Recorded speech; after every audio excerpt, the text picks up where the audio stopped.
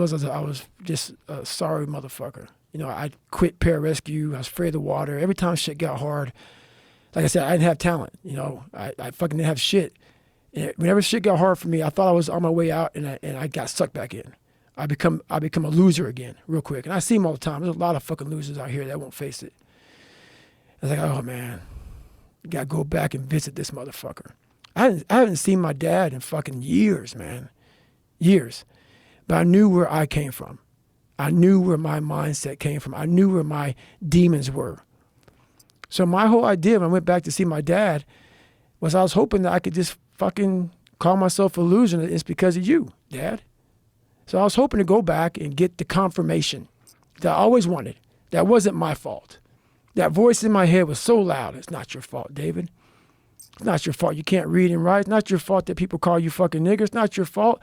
It's not your fault this, not your fault that. It's not your fault that you're fat. It's not your fault that that you quit shit. It's not your fault. So I was like, okay, man, I'm going to go back, visit this motherfucker so I can just squash it and I can just go on and be a fucking loser because you fucked me up. And when I got there, drove to Buffalo, saw my dad. Same routine as it was when I was 8 years old, man. Walked in, what's up? Went to Skateland. I sat in that fucking couch that he would cheat on my mom with. And I sat on that couch in the corner, and I was like, God, what the fuck, man? And it was a whole normal day.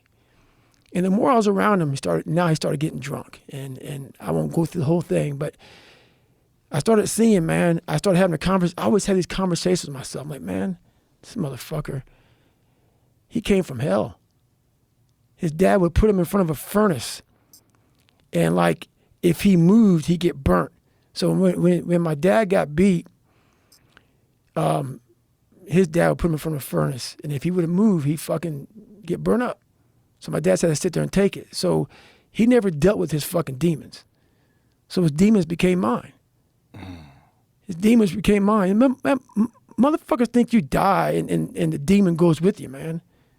Don't be a fucking fool, bro. You know, like, that's why I'm proud of myself. I took his demons and mine. And people are always looking for some great fucking apology.